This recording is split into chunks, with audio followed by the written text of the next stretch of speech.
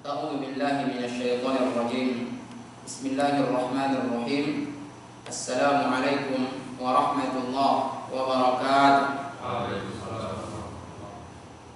الحمد لله على إحسانه والشكر له على توفيقه وامتنانه.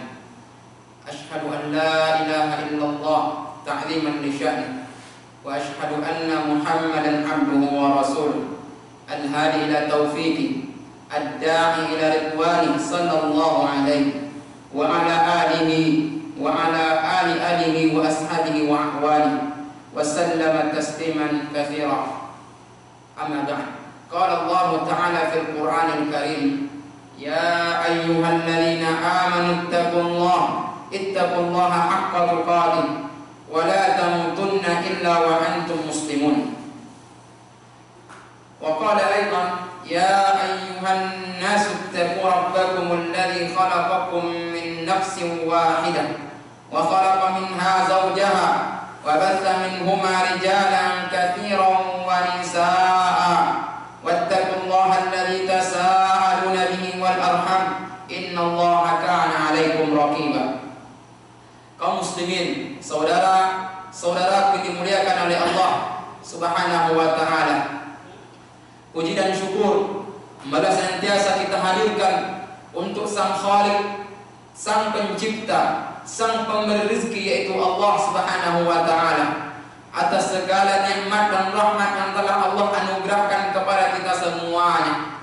Maka tidak ada istilah bagi kita semua kecuali untuk menjadi hamba Allah yang syakur, kecuali menjadi hamba Allah Subhanahu wa taala yang senantiasa banyak bersyukur atas segala nikmat dan rahmat yang telah Allah anugerahkan kepada kita semuanya. Bagaimana cara syukur? Cara syukur yaitu bagaimana semua nikmat yang Allah berikan kepada kita gunakan untuk beribadah di jalan Allah. Allah Subhanahu wa taala memberikan kepada kita nikmat harta. Gunakan harta tersebut untuk beribadah di jalan Allah. Inilah cara mensyukuri nikmat. Allah Subhanahu wa taala memberikan kepada kita kesehatan. Ini merupakan nikmat dari Allah. Bagaimana cara mensyukurinya? Gunakanlah sehat ini untuk beribadah kepada Allah. Inilah cara syukur. Allah Subhanahu wa taala memberikan kepada kita tangan, kaki, mata, pendengaran dan semua anggota tubuh kita. Maka cara syukur adalah bagaimana setiap anggota tubuh yang Allah berikan kepada kita gunakan untuk beribadah di jalannya. Allah Subhanahu wa taala juga memberikan kepada kita keluarga, istri, anak-anak. Bagaimana cara mensyukurinya? Didiklah anak tersebut. Ya, arahkanlah istri, arahkanlah anak-anak kita kepada jalan Allah, karena ini merupakan nikmat yang besar dari Allah Subhanahu wa taala. Itulah nikmat, itulah cara menyikapi ataupun mensyukuri nikmat Allah Subhanahu wa taala. Artinya bersyukur tidak cukup hanya dengan mengucapkan alhamdulillah. Bersyukur tidak cukup dengan hanya sujud syukur saja, tetapi lebih dari itu. Di samping kita mengucapkan alhamdulillah, di samping kita sujud syukur atas nikmat yang Allah anugerahkan kepada kita semuanya, yaitu yang terpenting adalah bagaimana nikmat-nikmat yang Allah berikan kepada kita gunakan untuk beribadah, kita gunakan untuk beramal saleh, kita gunakan untuk bertaqarrub kepada Allah Jalla Jalaluhu. Ahibati billah, jamaah salat Isya yang dimuliakan oleh Allah Subhanahu wa taala. Kemudian marilah senantiasa kita bersalawat kepada Rasulullah sallallahu alaihi wasallam dengan lafaz Allahumma shalli ala Muhammad wa ala ali Muhammad.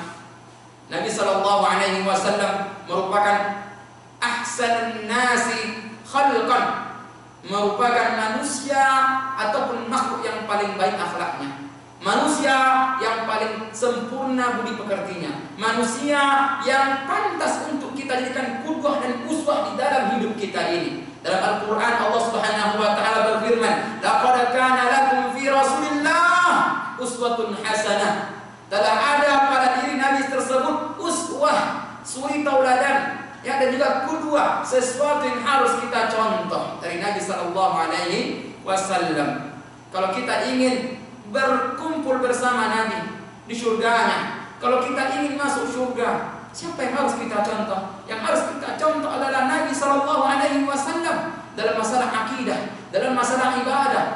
masalah muamalah, dalam masalah akhlak, maka Nabi Sallallahu Alaihi Wasallam lah yang patut kita jadikan sebagai idola dan yang favorit kita di dalam hidup kita ini. Saudara-saudaraku dimuliakan oleh Allah Subhanahu wa taala. Pada malam hari yang berbahagia ini, sebagaimana permintaan dari pengurus musalla ini, bagaimana kita menjelaskan kajian umum saja. Artinya pada malam hari ini kita tidak membahas sirah dulu, tapi kita selingi dengan kajian umum, tematik.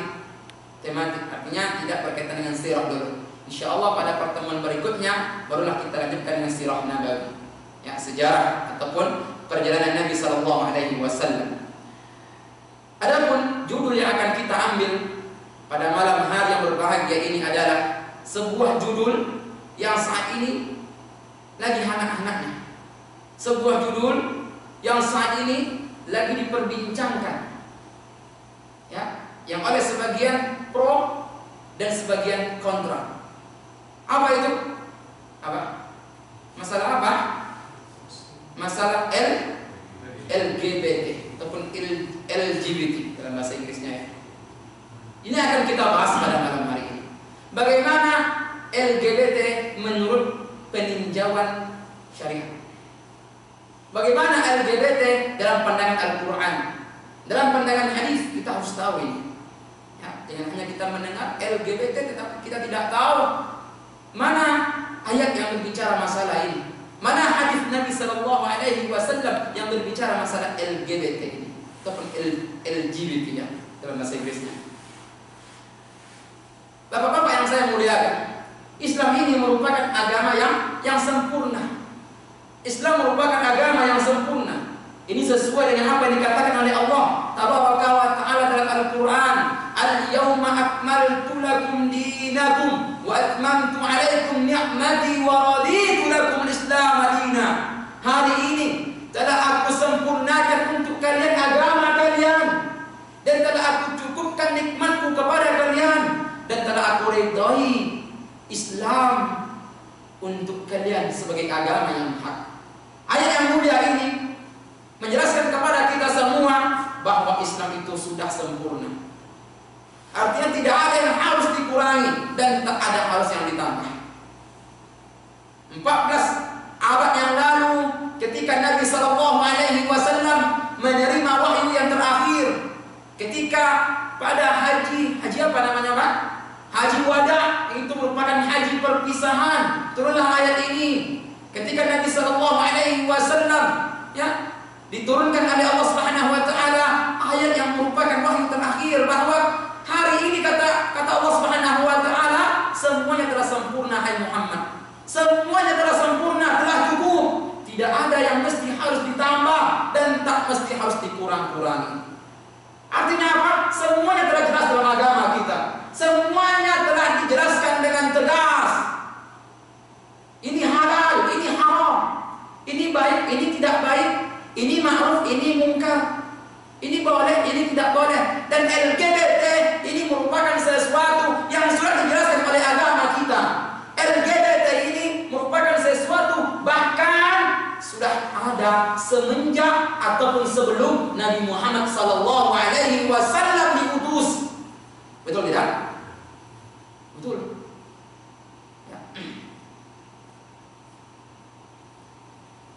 Tugas kita adalah kerjakan apa yang Allah perintahkan, kerjakan apa yang Nabi Sallallahu Alaihi Wasallam perintahkan, dan tinggalkan apa yang dilarang. Wa ma ataakumur rasul fakhudhuhu wa ma nahakum anhu fantahu. Apa yang datang kepada kalian dari Rasul maka ambillah, kerjakanlah, dan apa yang dilarang oleh Rasul maka tinggalkanlah. Ketika Rasulullah Sallallahu Alaihi Wasallam melarang LGBT, tinggalkan. Ketika Rasulullah Sallallahu Alaihi Wasallam memerintahkan untuk beribadah, kerjakan. Bapak-bapak yang saya muliakan, LGBT apa kepanjangannya? Ada yang tahu? Laki ganteng bininya 3. Laki ganteng bininya 3. Betul. Lelaki ganteng beristri 3. Ya. Mudah-mudahan semuanya LGBT di sini ya. Amin. Ataupun LGBE. LGBE itu apa? Beristri 4. Bapak-bapak ini semuanya nggak tahu ya. Mungkin rata-rata ini LGBS ini. Ya. Laki-laki ganteng beristri 1. Tapi nggak tahu juga saya. Mungkin kebanyakan ini masih LGBS ini. LGBT, lesbian, ya, gay, ya, biseksual, transgender. Inilah kepanjangan dari LGBT. Ya. Ini merupakan sekali yang lagi hangat-hangatnya. Sebenarnya ini merupakan cerita lama. LGBT ini merupakan kisah lama. Kapan adanya? Di zaman Nabi? Di zaman Quraisy? Enggak. Tetapi jauh sebelum Nabi Shallallahu Alaihi Wasallam lahir sudah ada LGBT ini. Ya. Dan sekarang menyeruak lagi, ya, sangat digembur-gemburkan oleh komunitas LGBT ataupun komunitas LGBT ini. Di Amerika Serikat tahun 2015 ini sudah dilegalkan. Boleh menikah lelaki sama lelaki, boleh diresmikan. Di Brazil itu tahun 2011. Sekarang Australia dan pernah terjadi di Bali, Indonesia, dan bahkan sudah belasan negara sekarang sudah melegalkan, ya, praktek hal-hal yang itu keji. Bapak-bapak yang saya muliakan, dalam Al-Quran, ya, dalam Al-Quran ada istilah mungkar, ada istilah fahsya. Inna salata tanha 'anil fahsya'i wal munkar. Sesungguhnya salat dapat mencegah perbuatan keji dan mungkar. Apa bedanya fahsya dan mungkar? Maksud ada 2 dalam Al-Quran. Ada mungkar, ada fahsya. Mungkar enggak boleh, fahsya juga enggak boleh. Fahsya jelek, mungkar juga jelek. Apa bedanya? Kok bisa Allah Subhanahu wa taala, ya, dalam Al-Quran menjelaskan kok bisa 2 ini maksiat? Fahsya itu kemaksiatan yang berkaitan dengan syahwat, dengan seks. Itu fahsya. Makanya LGBT ini itu masuk kepada pasal fahsya. Berzina itu fahsya. Selingkuh fahsya, keji. Berduaan dengan perempuan yang bukan halal baginya, ini fahsya. Chattingan dengan wanita yang bukan halal baginya sehingga terjerumus kepada yang kata-kata yang mesra yang itu tidak layak untuk dikirimkan, itu masuk kepada fahsya. Fahsya artinya kemaksiatan yang berkaitan dengan syahwat. Ada mungkar, ini kemaksiatan yang tidak berkaitan dengan seks, yang tidak berkaitan dengan syahwat. Contohnya meninggalkan sholat itu mungkar, maling mungkar, berjudi mungkar, ya? Minum khamar mungkar, durhaka kepada orang tua mungkar. Al-Quran itu sampai begitu perhatiannya Al-Quran sampai memisahkan antara 2 maksiat, yang fahsya sendiri, mungkar sendiri. Artinya apa? Sebagai manusia kita harus bisa hati-hati dengan perbuatan fahsya ini. Kita harus bisa hati-hati kemaksiatan yang berkaitan dengan apa? Dengan syahwat. Banyak orang bisa meninggalkan judi tapi tidak bisa meninggalkan masalah perempuan. Banyak orang bisa meninggalkan kemungkaran tapi tidak bisa meninggalkan fahsya. Ada tidak? Berjudi tidak, minum khamar tidak, sholat rajin tapi selingkuh. Banyak para lelaki yang terjerumus kepada jurang kehancuran itu karena fahsya. Karena fahsya itu masalah syahwat. Dan LGBT ini itu masalah kemaksiatan yang berkaitan dengan fahsya, keji. Ya. Bapak-bapak yang saya muliakan, kembali kepada yang tadi, LGBT, lesbian, gay, ya, biseksual, transgender. Apa itu lesbian? Lesbian adalah ya perempuan suka dengan perempuan. Ya.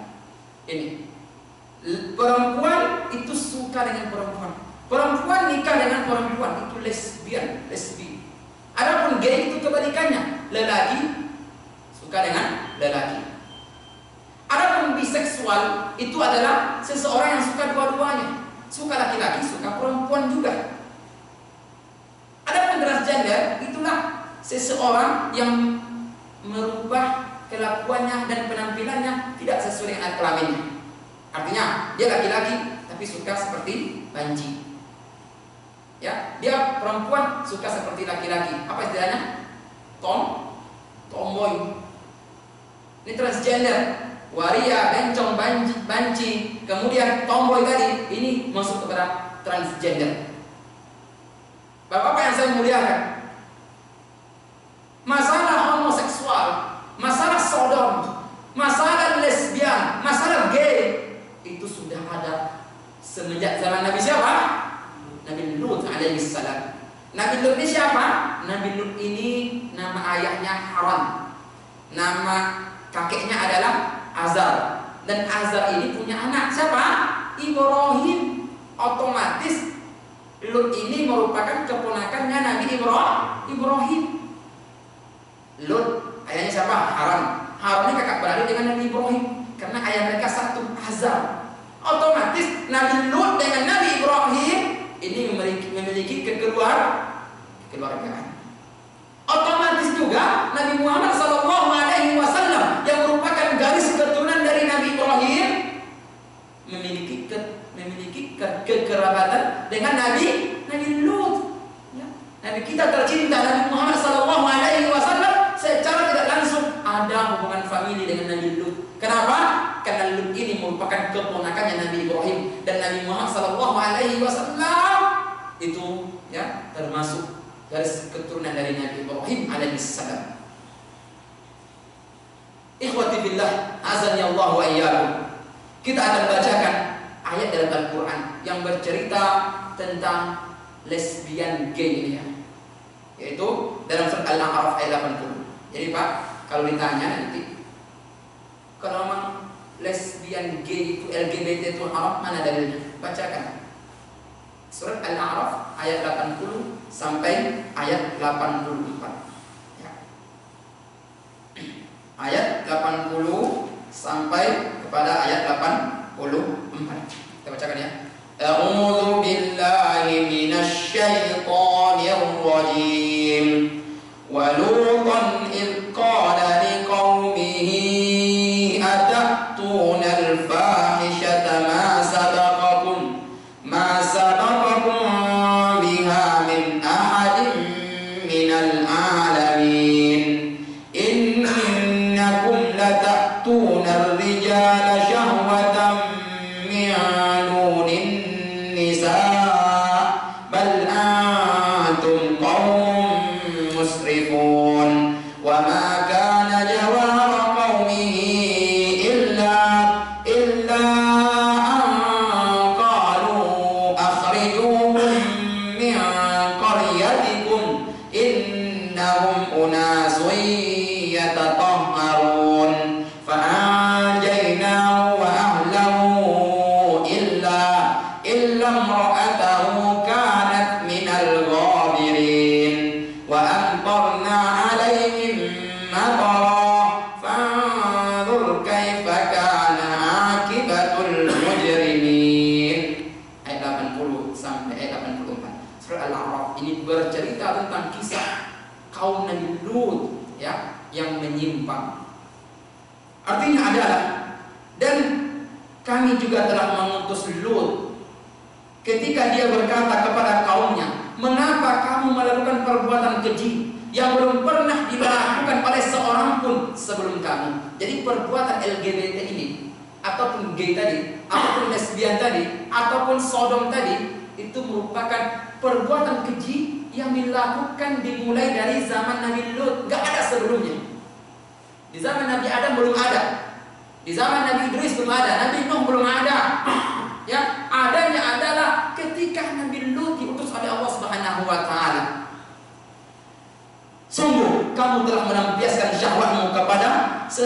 lelaki, bukan kepada perempuan. Ya, pada waktu itu lelaki sama lelaki. Kamu benar-benar kaum yang melampaui batas. Dan juga perempuan dengan perempuan. Ya, orang-orang yang seperti itu dikatakan oleh Allah Subhanahu wa taala orang-orang yang melampaui batas. Jelas. Ya, semuanya telah diatur oleh undang-undang. Ya, laki-laki itu sukanya dengan perempuan, perempuan sukanya dengan laki-laki. Ini kok bisa laki-laki dengan laki-laki, perempuan kok dengan perempuan? Itulah dikatakan oleh Allah Subhanahu wa taala, kalian merupakan kaum yang melampaui batas. Kemudian ketika Nabi Lut mendakwahi kaumnya bukan sekali, bukan dua kali, bukan sehari, bukan seminggu, tapi berkali-kali, bertahun-tahun lamanya memperingatkan kaum Nabi Lut, ini enggak boleh, ini dilarang, ini perbuatan keji, ini tidak boleh dilakukan. Kalau kalian lakukan berbahaya akibatnya. Tapi apa jawaban dari kaum Nabi Lut nih? Kita bacakan. Jawaban mereka adalah usirlah Lut dan pengikutnya. La haula wala quwwata illa billah. Ketika seseorang ya menyampaikan yang hak justru nggak diterima. Artinya apa? Bapak-bapak yang saya muliakan, jangan heran ketika seseorang sudah terlalu jauh terjerumus kepada kemungkaran, hatinya keras. Inilah yang terjadi kepada kaum Nabi Lut. Seorang nabi yang memperingatkan ini tidak boleh. Sodom itu merupakan sesuatu yang dilarang oleh Allah. Ya, menyukai sesama sejenis itu sesuatu yang dilarang oleh Allah Subhanahu wa taala. Kaum Nabi Lut justru mengatakan, "Usirlah Lut." Ya, sekarang banyak kan pengusiran ustaz dilakukan oleh orang-orang ini berbahaya. Ini bisa seperti apa yang dilakukan oleh kaum Nabi Lut ketika menyampaikan hak justru tidak diterima. Banyak sekarang. Ya, Ustaz Abdul Somad kemarin, coba kita lihat, betul? Ya, Ustaz Felix Xiao ini diusir. Bayangkan, dan banyak lagi ustaz-ustaz yang lain itu diusir. Hati-hati ketika seseorang menyampaikan yang hak. Kaum Nabi Lut justru usir Lut dan pengikutnya. Artinya enggak mempan untuk diperingatkan. Kemudian Allah Subhanahu wa taala menyelamatkan Lut dan pengikutnya. Kecuali siapa? Istri Nabi Lut yang tertinggal. Ya.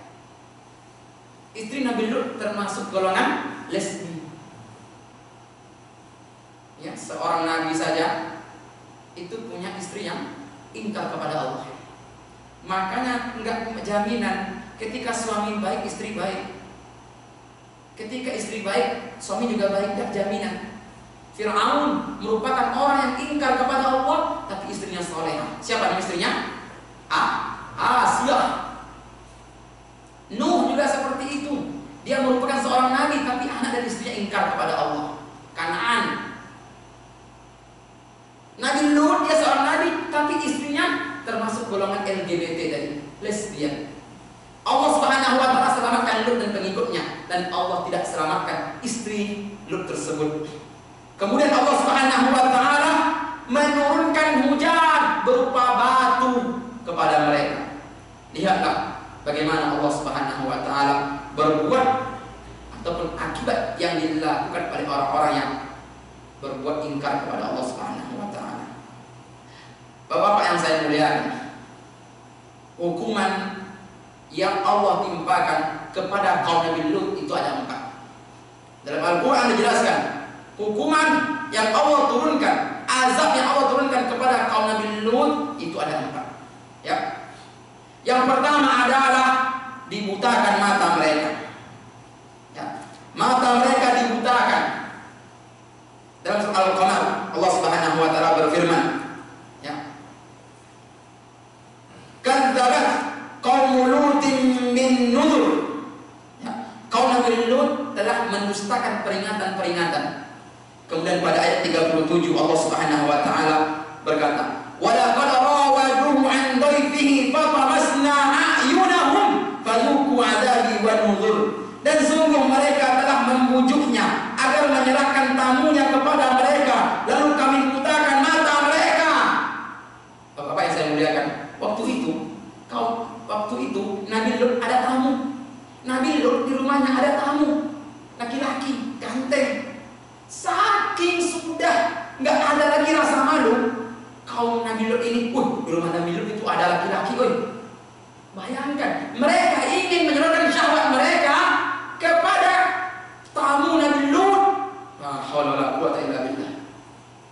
begitu hina, begitu kejinya.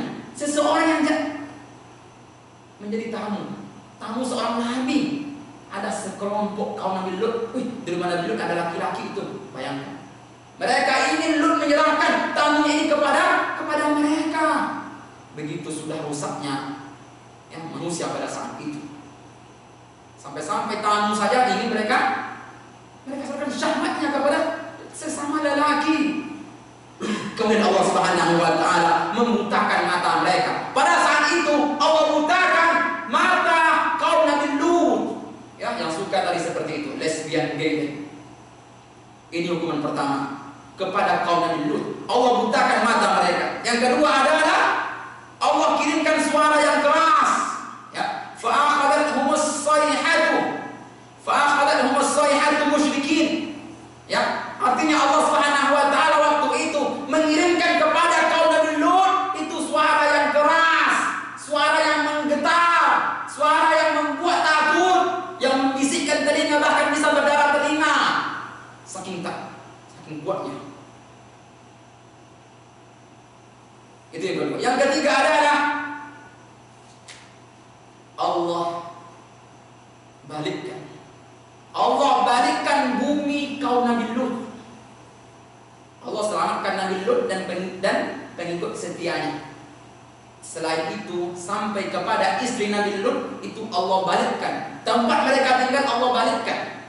Yang atas jadi ke bawah, yang bawah jadi ke atas. Coba kita bayangkan bagaimana azab Allah Subhanahu wa taala turun kepada kaum yang sudah ingkar kepada Allah Subhanahu wa taala. Dibalikkan oleh Allah Subhanahu wa taala. Apa kata Allah? Falamma jaa amruna ja'alna 'aliyaha safilaha. Kami jadikan atas itu sebagai bawah. Coba masjid ini kita balik. Umpamanya ini baliknya. Seperti apa jadinya? Ini bumi yang Allah balikkan. Bumi yang Allah balikkan. Negeri mereka yang Allah balikkan. Kampung mereka yang Allah balikkan. Begitulah Allah Subhanahu wa taala menghukum mereka ketika mereka mendustai peringatan Nabi Lut. Itu enggak boleh, itu keji, itu dilarang. Yang keempat adalah Allah hujani mereka dengan batu. Bukan hanya dibalikkan saja, tapi dihujani dengan batu. Apa kata Allah Subhanahu wa taala? Wa amtarna 'alaiha hijaratan min sijilin mamdud. Ataupun amtarna 'alaihim matara. Kami turunkan kepada mereka itu hujan batu. Hujan air saja kalau lebat tadi naik Honda kita. Itu sakit mata kita yang enggak pakai helm. Sakit badan kita. Coba Bapak coba. Lakukan itu. Kalau sakit. Ini bagaimana kalau punya batu yang Allah kirimkan? Dan selalu saja atapnya teng atap kita bunyinya. Ini apalagi batu. Itulah yang Allah bayar kontan, yang Allah bayar tunai kepada kaum Nabi Lut 4 hukuman. Artinya apa? Artinya adalah ini merupakan lampu merah, lampu hijau. Peringatan kepada manusia yang saat ini melakukan perbuatan itu. Hati-hati, tidak menutup kemungkinan akan dibalikkan negeri. Enggak menutup kemungkinan akan dikirimkan batu. Enggak menutup kemungkinan akan dikirimkan suara yang keras, dan tak menutup kemungkinan akan dibutakan mata. Kalaupun enggak seperti itu, Allah Subhanahu wa taala berikan azab yang lain. Saya tadi buka Facebook pagi tadi, LGBT. Itu diapakan menjadi singkatan yang lain. L longsor, G gempa, B banjir, T tsunami. Tsunami pakai T ya. Mengapa Indonesia gempa? Ketika Mahkamah Konstitusi melegalkan, tidak menghukum pelaku LGBT, langsung Allah turunkan gempa di mana? Di mana? Sukabumi dan Tasikmalaya. Beberapa saat Mahkamah Konstitusi yang itu merupakan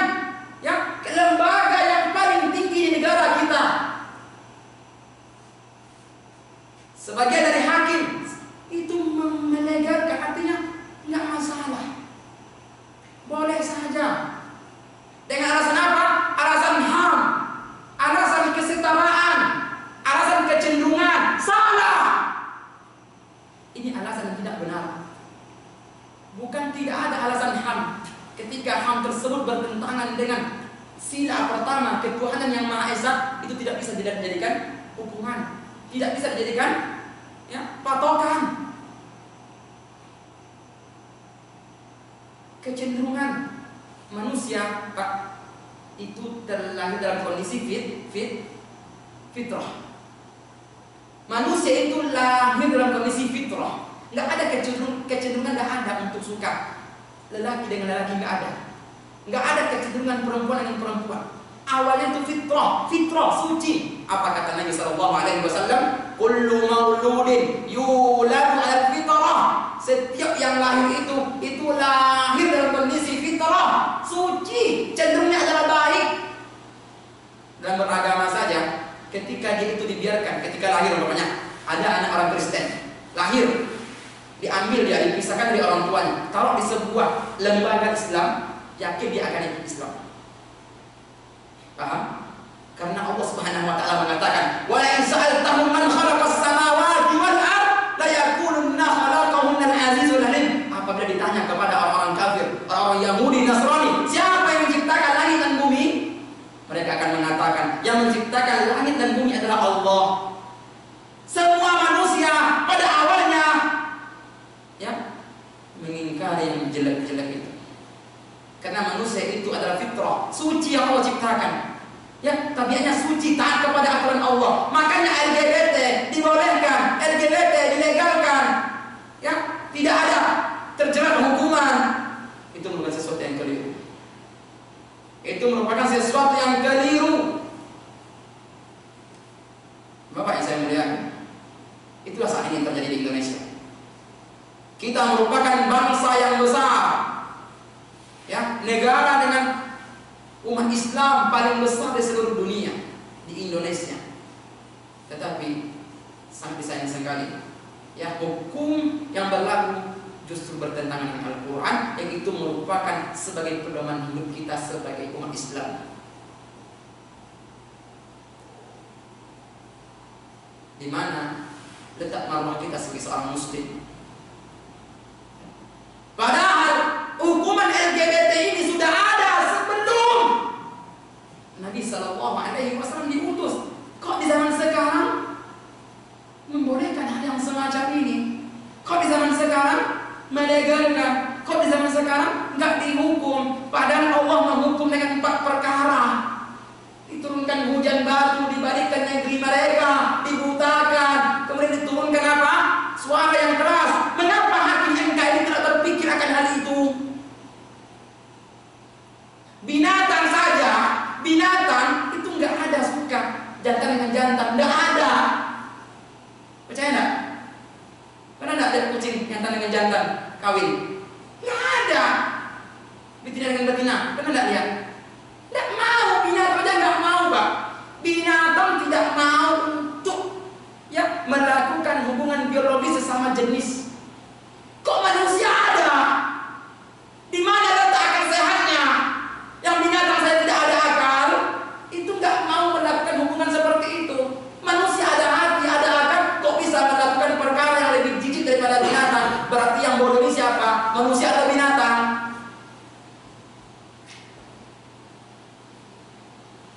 Apalagi sekarang kaum minoritas ini, kaum gay lesbi ini sudah pamer di media-media sosial, di Facebook, pernikahan di Australia, di Brazil, di Amerika, di Prancis, la haula wala quwata illa billah. Dan yang sangat menyedihkan, kok bisa terjadi di Indonesia?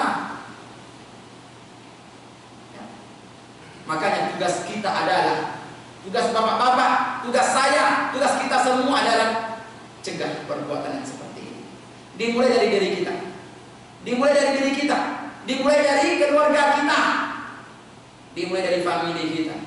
Karena kaum gay ini, kaum lesbi ini, LGBT ini awalnya merupakan kaum yang minoritas.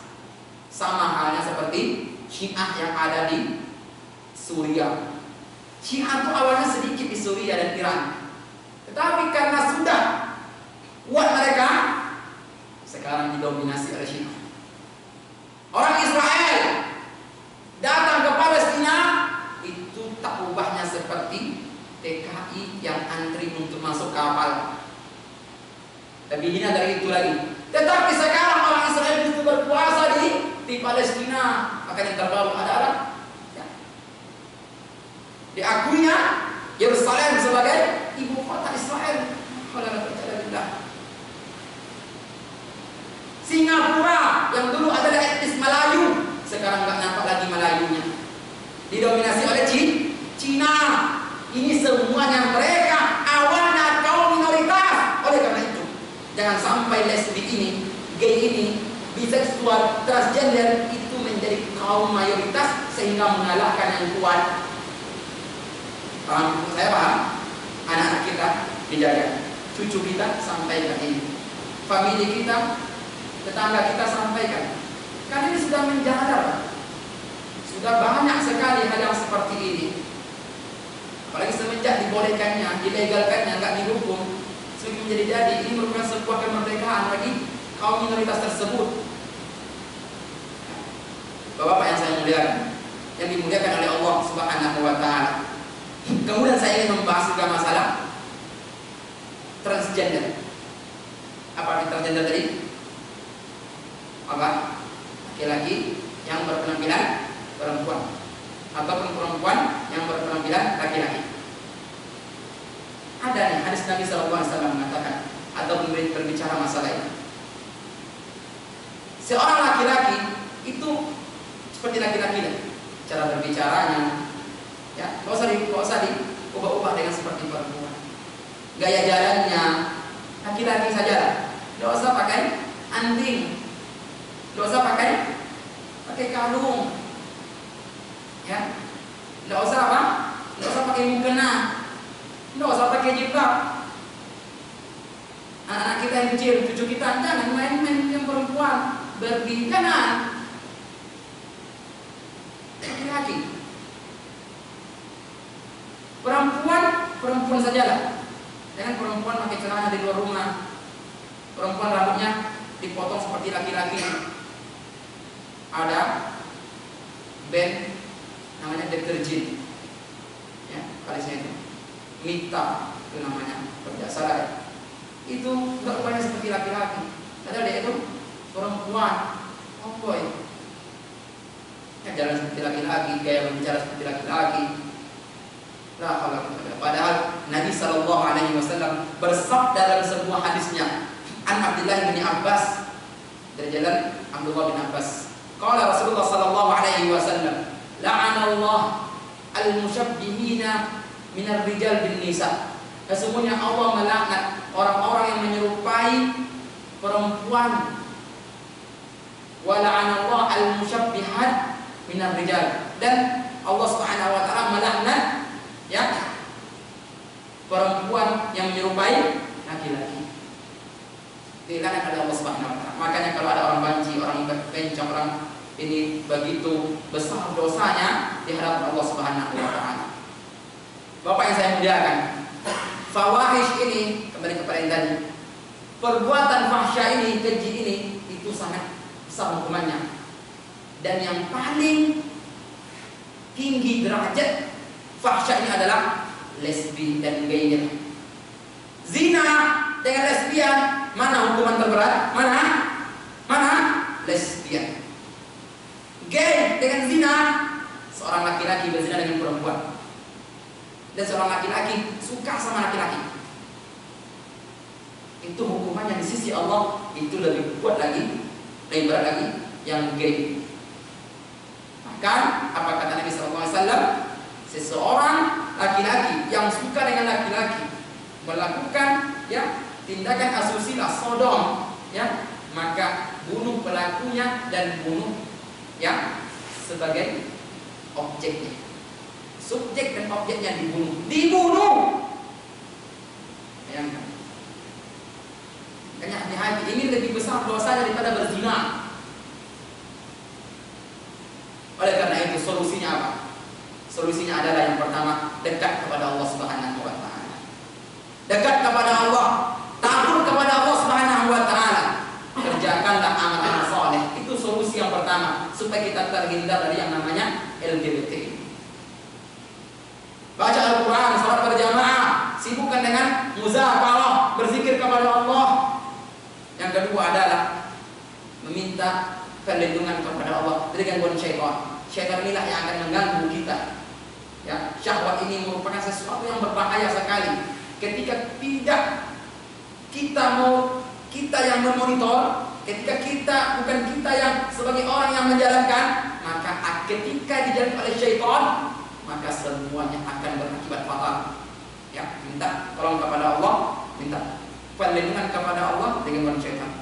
Selanjutnya adalah jaga pergaulan, ya, pergaulan. Ketika Anda nampak kawan kita tidak baik, maka tinggalkan.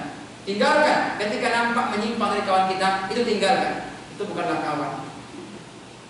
Bapak-bapak yang saya muliakan, itulah pembahasan kita pada malam hari ini, masalah LGBT, lesbian, gay, biseksual, dan transgender. Ini merupakan sesuatu yang diharamkan oleh Allah, diharamkan oleh Rasulnya, dan ini merupakan suatu maksiat, suatu dosa yang sudah ada semenjak zaman kaum Nabi Lut. Harusnya di tahun 2017 ini jangan ada lagi lah yang seperti ini.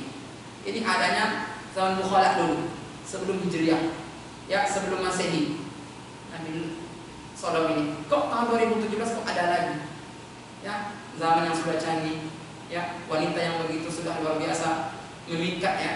Kok masih ada orang yang suka dengan kaum jenis?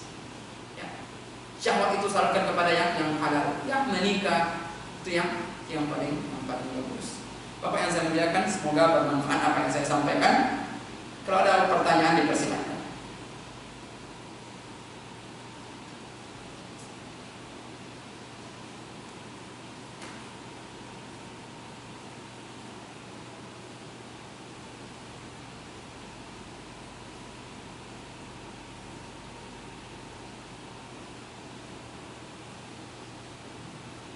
Ada yang bertanya? Paham masalah LGBT Pak? Paham ya? Oke, saya sampaikan nanti kalau ada, ya, berkumpul dengan keluarga, sampaikan ini, ya, sampaikan pesan saya ini ilmu yang masalah LGBT ini sesuatu yang dalam pandangan Islam itu ada porsi, ya, dijelaskan oleh agama kita, artinya bukan hal yang sepele. Itulah yang dapat saya sampaikan pada malam hari yang berbahagia ini. Kalau ada kata-kata saya salah, saya mohon maaf. Kepada Allah saya mohon ampun. Mari kita tutup dengan doa kafaratul majlis. Subhanallahumma wa bihamdika asyhadu an la ilaha illa anta astaghfiruka wa atubu ilaik. Assalamualaikum warahmatullahi wabarakatuh.